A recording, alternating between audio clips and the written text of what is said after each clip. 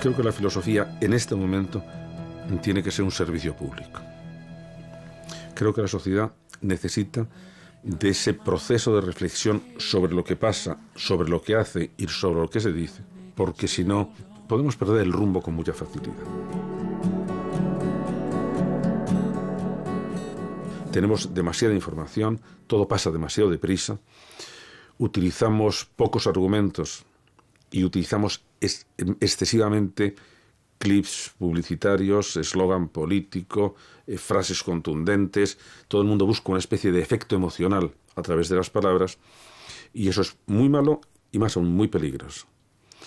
Necesitamos que la ciudadanía, toda la ciudadanía, desarrolle el pensamiento crítico, porque es vital para sobrevivir, y cuanta más información tengamos, más necesaria, porque no sabemos distinguir la información buena de la información mala. De manera que aquí estamos hablando ya de la función social, política y ética de la filosofía, y ya entonces estamos hablando no de una actividad secundaria, no de una actividad individual, sino de un deber colectivo, de un deber social que debíamos tener los que tenemos la suerte de podernos dedicar a investigar. Y esa cosa, por ejemplo, que decía Hegel, la filosofía es como la lechuza de Minerva, que siempre vuela al anochecer y siempre llega tarde. Pues no, señor. Volamos al alba e intentamos llegar antes que los demás, lo cual tiene sus riesgos también.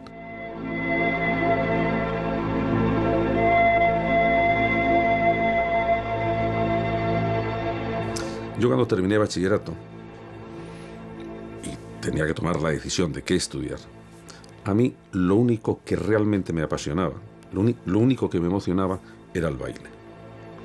Yo lo que quería era o ser bailarín o ser coreógrafo. Entonces, como no sabía qué hacer, pensé que si estudiaba algo que tuviera que ver con el arte, me estaba acercando al mundo artístico. Mientras tanto, a ver si descubría dónde se aprendía a bailar. Y empecé a estudiar historia del arte, que en aquel momento eran comunes con filosofía. Filosofía, historia del arte, todo estaba 2 años comunes. Y en esos 2 años comunes descubrí una cosa que me ha seguido acompañando toda mi vida, un tipo de experiencia que era lo que a mí me hacía vibrar y me sigue haciendo vibrar en el baile, que era la capacidad que tienen los bailarines de transfigurar el esfuerzo en gracia. Es decir, si vas a un entrenamiento a bailarines, mientras están haciendo ejercicios de la barra, es un espectáculo lamentable. Están sudorosos, se cansan, les duelen los pies, están llenos de tiritas. Ya, pero con ese ejercicio, lo que consiguen es que cuando salen a bailar, se confunden con la música. Esa capacidad de transfigurar el esfuerzo en gracia me parece la gran experiencia de la humanidad. Pero entonces me di cuenta que no solamente se daba en el baile, se daba, por ejemplo, en el pensamiento. Y entonces decidí que en vez del baile me iba a dedicar a la filosofía.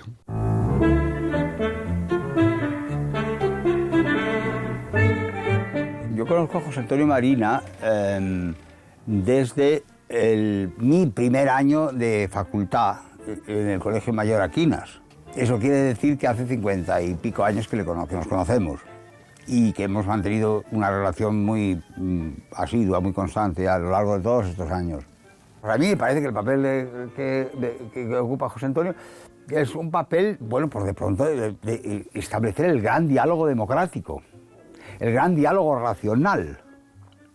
Es decir, porque la otra postura la ocupan los clérigos. Es decir, los clérigos, sean laicos o clérigos. Los clérigos son aquellos que viven de la fe. Me da igual que sean laicos. Y las personas que no somos clérigos rechazamos el vivir de la fe y aceptamos una especie de vivir de la experiencia compartida. La palabra que él usa siempre es inteligencia, no es razón. Él dice que la razón es una especialización de la inteligencia. La palabra que usa siempre es la inteligencia creadora, la inteligencia que crea las posibilidades nuevas del mundo, que transforma el mundo. Para mí ese es el punto central de todo lo que he escrito. El sentimiento de admiración ante lo que la inteligencia humana puede hacer con muy pocas cosas. Es decir, cuando ves lo que hace un dibujante con un papel y un lápiz, te quedas absolutamente perplejo. Lo que puede hacer un matemático con una pizarra y una tiza, pues es absolutamente maravilloso. Es decir, esa capacidad de ir más allá de lo dado, esa necesidad que tenemos de ampliar los límites, esa especie de curiosidad incesante. Creo que soy un frustrado cantante de tangos. Y el tango me parece una música preciosa y me parece que ha generado una poesía maravillosa. Porque, imagínate, por ejemplo, Corrientes 248, Corrientes 248, segundo piso ascensor, no hay portero ni vecino, y dentro cóctel de amor. Ahora viene pisito que puso Maple. Maple es unos almacenes, el Corte Inglés de Buenos Aires. Y el pisito tiene piano, estera y velador, un teléfono que contesta y una gramola que llora, viejos tangos de la flor y un gato de porcelana pa' que no maulla el amor. No te creas tú que un gato de porcelana pa' que no maulla el amor. Qué envidia no haberlo escrito. El tango me parece fantástico. Corrientes 348, segundo piso ascensor. Yo realmente he tenido muy poca vocación de escritor, o por lo menos de publicador. No había escrito mucho, me interesaban muchas cosas. Pensé que iba a escribir un libro solo, que era la teoría de la inteligencia creadora. Bueno, porque eso resumía lo que pensaba sobre lo que había estado estudiando durante muchos años. Pero entonces, como ejemplo de la inteligencia creadora, se me ocurrió analizar un fenómeno que era el fenómeno del ingenio. Porque el ingenio tiene un atractivo especial, que es parecido, es una cierta agilidad. Era lo que yo veía en los bailarines, esa especie de capacidad de moverse sin peso, de la levedad, de la soltura. Y me pareció tan divertido, tan curioso, que decidí, lo que era simplemente un ejemplo, decidí hacer un libro, y ese libro se lo mandé a Jorge Herralde.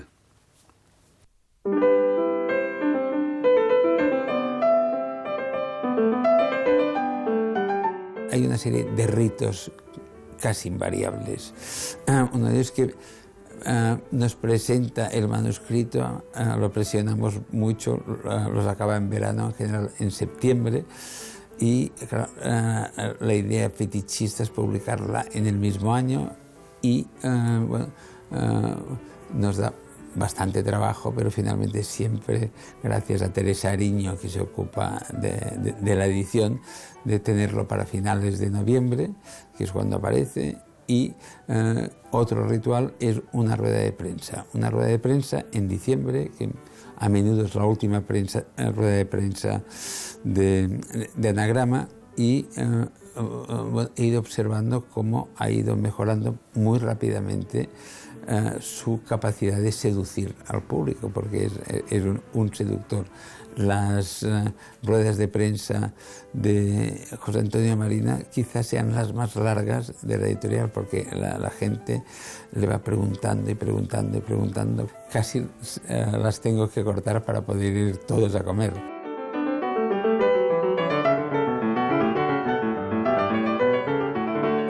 como suelo tomar notas de lo que leo, puedo casi seguir la biografía de los libros, y a veces me encuentro con sorpresas, porque algo que creo que se me acaba de ocurrir en ese momento, cuando casualmente reviso a lo mejor cuadernos de hace 8 o 10 años, ya estaba allí en germen. Yo estoy seguro que nuestro cerebro es más listo que nosotros, y que cuando creemos que no está haciendo nada, está trabajando subterráneamente en muchas cosas, y en mi caso está urdiendo ya los libros que luego aparecen con bastante claridad.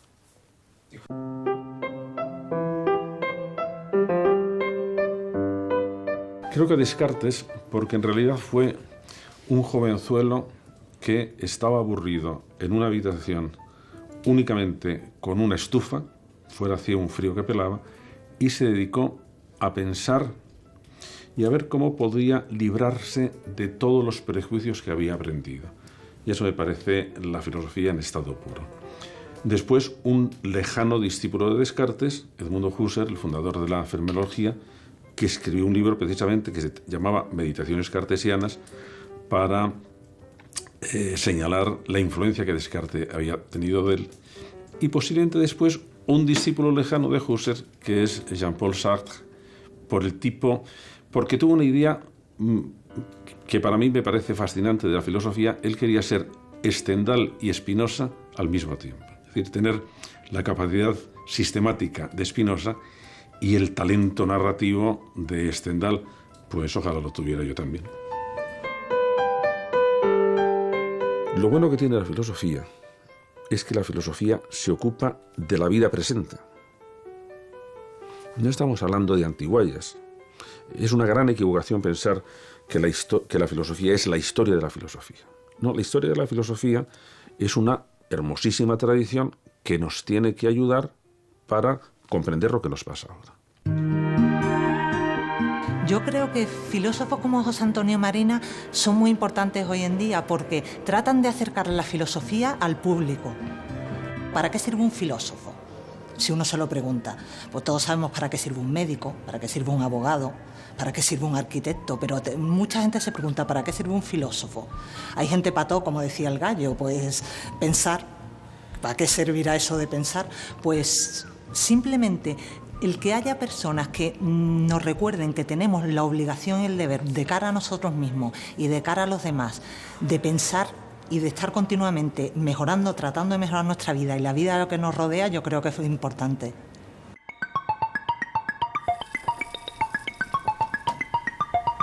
El hormiguero es una sociedad perfecta, donde cada uno tiene su función, y eso ha hecho que las hormigas se hayan mantenido a lo largo de la evolución absolutamente en una seguridad y en una constancia pasmosa.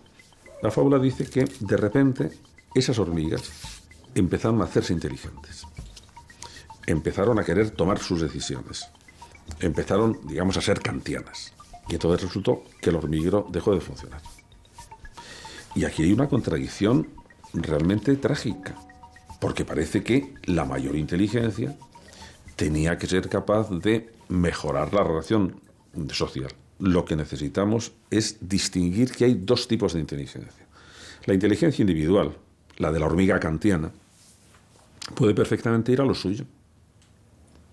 La razón individual puede justificar todo tipo de egoísmos y después de mí el diluvio. Hume decía: no es irracional que me preocupe más un dolor de muelas que la salvación de todo el planeta. Pues sí. Entonces, ¿qué pasa? Que los grandes proyectos, las grandes normas, la búsqueda de la justicia, no podemos confiarla en una inteligencia individual, sino en el juego de unas inteligencias con otras. Ninguno de los logros que nos parecen tan seguros lo son en realidad.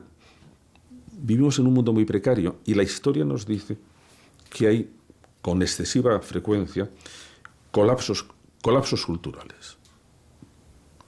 ¿Qué pasó en la Alemania nazi? La Alemania era la nación culturalmente más desarrollada, científicamente más avanzada, tecnológicamente muy poderosa. ¿Pero qué le pasó? ¿Pero por qué de repente pudieron hacer esas brutalidades Bueno, porque las sociedades se pueden encanallar. Y cuando las sociedades se encanallan, es muy difícil no encanallarse. Por aquello que decía Machado de qué difícil es no caer cuando todo cae. Nosotros lo que somos, lo que te diría la ciencia que somos animales listos. Eso no nos basta. Queremos ser otra cosa, queremos ser seres dignos, seres dotados de derechos. Todo eso es una gran creación de la inteligencia, una fantástica creación de la inteligencia. Pero tenemos que darnos cuenta de que en cierto modo es una ficción que necesitamos. Nosotros estamos sometidos a poderosísimas influencias, pero también tenemos un pequeño campo de acción sobre esas influencias, y eso es lo que debemos reivindicar. Los fenómenos, nosotros somos protagonistas pequeños, pero reales, de los fenómenos sociales, y esa es nuestra salvación.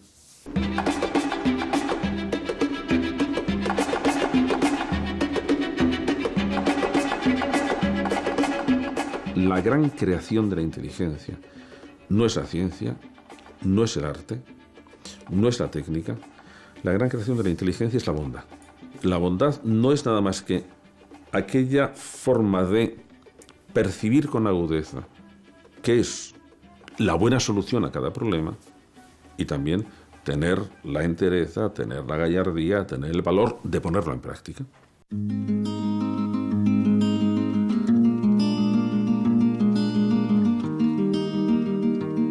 José Antonio, como filósofo, tiene un sistema, pues como podía tener Ortega, un sistema filosófico, donde él sabe perfectamente lo que quiere transmitir. Y luego tiene también lo que Ortega llamaba la cortesía del filósofo, que es la claridad. Con lo cual mucha gente confunde, desgraciadamente, con falta de profundidad. No, José Antonio es profundo, y precisamente porque es profundo es más claro. Juntos hemos escrito 3 libros enteros, digamos, y luego he colaborado con él pues, en un 4º libro. El primero fue La lucha por la dignidad, que fue un libro yo creo que muy importante para los dos. Lo trabajamos muchísimo. Es un libro sobre cómo se gestaron una especie de genealogía de los derechos humanos. Los dos nos quedamos contentos con el resultado de ese libro. José Antonio, de hecho, a veces dice que si alguien le pregunta cuál es su libro preferido, es ese. Pero bueno, yo creo que lo dice para animarme a mí.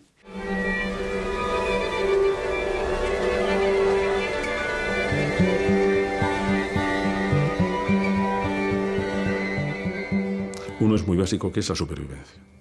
Necesitamos sobrevivir. Otro es el placer. Todos necesitamos y buscamos el bienestar, la seguridad, es decir, son los placeres hedónicos y conservadores, por decirlo así. Pero también necesitamos la vinculación social. Y algunas veces, para mantener una vinculación social, una relación afectiva profunda y satisfactoria, a lo mejor tenemos que renunciar a una parte de la comodidad. Bueno, pero es para conseguir otro tipo de satisfacción que me parece mejor. Pero todavía tenemos otro 4º deseo, que es el deseo de ampliar nuestras posibilidades, de investigar, de explorar, de crear lo que sea, de tener proyectos que nos parezcan significativos.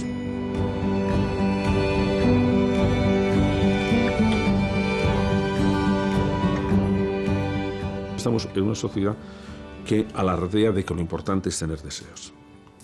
Y que además tenemos una eficaz fábrica de deseos, que es la publicidad.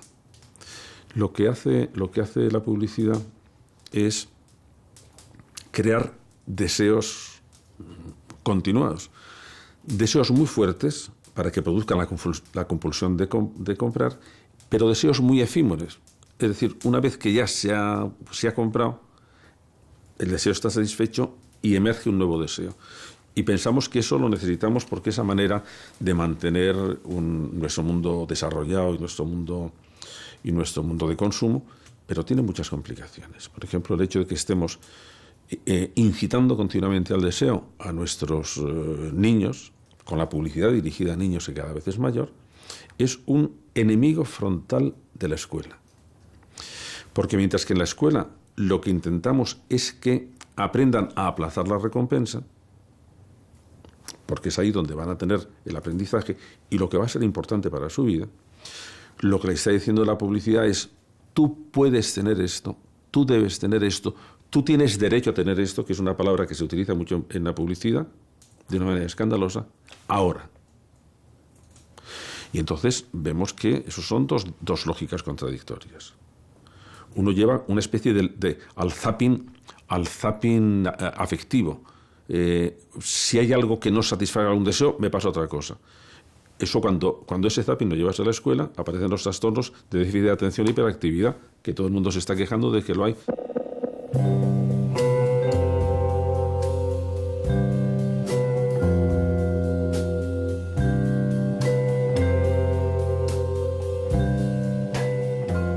Conocí a José Antonio Marina en el año 92, antes de que publicase su primer libro, que me dejó deslumbrada absolutamente. Alguien me habló de él, me dijo que existía una persona que no había escrito nunca hasta ese momento, pero que estaba preparando un libro que era maravilloso y se llamaba Elogio y refutación del ingenio.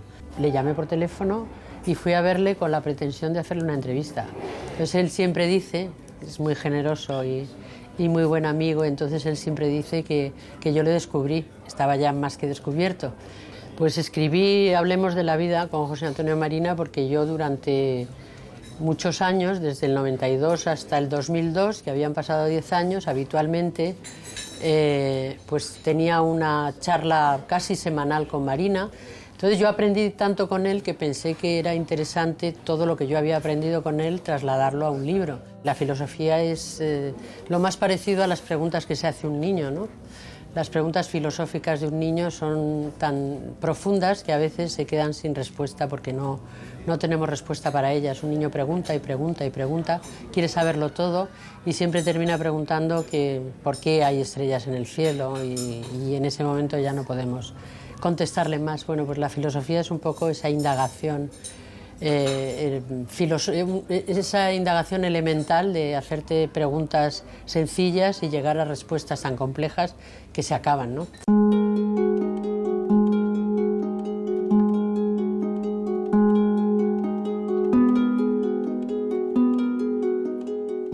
Creo que la figura para mí más sorprendente, más intrigante y más poderosa es la de Jesús de Nazaret. Lo que ocurre es que es una figura tan sumamente oculta por todo tipo de dogmáticas, de teologías, que es muy difícil verlo. Pero cuando uno ve lo que supuso su aparición, su breve aparición, el impacto que causó fue tan potente que debió ser una personalidad extraordinaria. Las religiones son evidencias privadas que tienen una persona o una comunidad muy grande de personas, mientras que la convivencia tiene que basarse en evidencias compartidas, que son dos, o la ciencia o la ética. Nadie puede, basándose en una religión, tomar decisiones nada más que para él.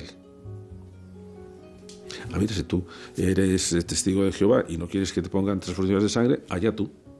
Pero no puedes decidir respecto de tu hijo, y menos si fuera gobernante sobre el resto de la población.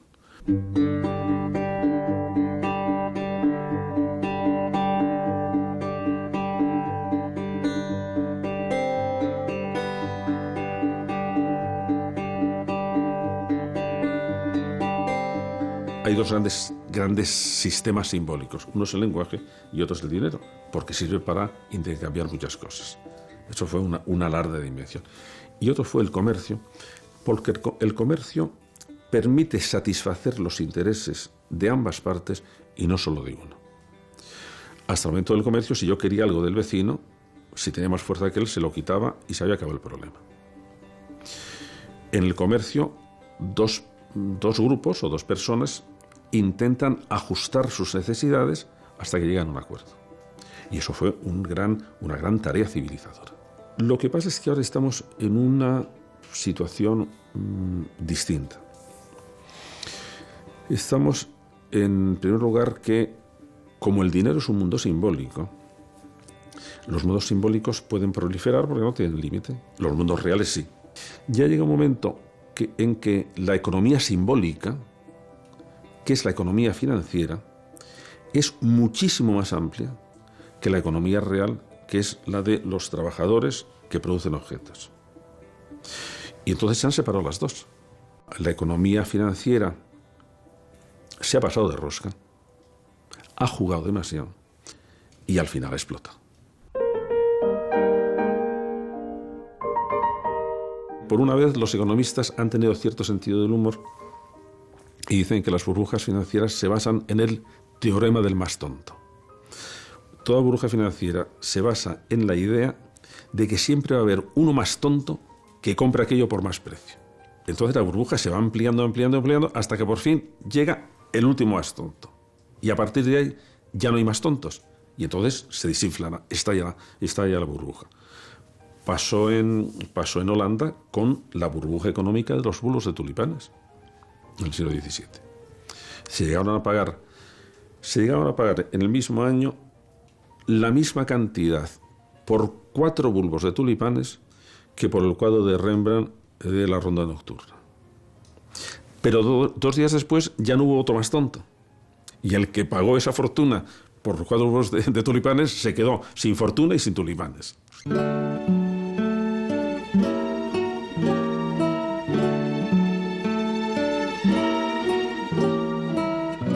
Creo que el jardín, tengo la suerte de tener un jardín, me he dedicado profesionalmente al cultivo de plantas, pero el jardín, aparte de una realidad maravillosa, es un símbolo maravilloso también. Es el punto en que la naturaleza y el hombre se unen armoniosamente. Y de hecho, de la palabra persa jardín, que es paradeisos, vino una palabra castellana que es paraíso. Es decir, el paraíso es siempre un jardín. Yo de lo que presumo son de 2 cosas. Primero, que soy muy buen cultivador de orquídeas, por ejemplo, y que he inventado una variedad de berza. Me parece importante hacerlo destacar porque, mira, escritores de libros hay muchos. En cambio, inventores de berzas hay muy pocos.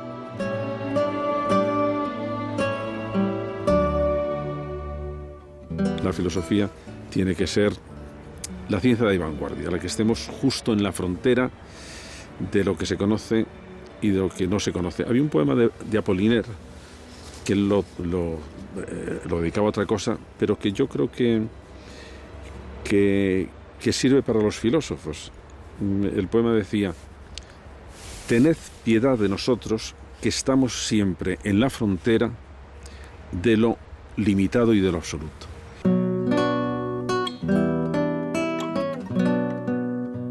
Yo diría que José Antonio hace magia con las palabras y hace magia con los actos. Es una fuente de ideas y una persona que tiene una inteligencia bondadosa. Me parece un intelectual ejemplar, un amigo excelente. El talento lo considera la inteligencia triunfante y en ciertas personas su inteligencia yo creo que es un triunfo y es un triunfo para todos. 3 palabras: compañero, maestro, inmortal. Eso es lo que es para mí, Álvaro Pombo.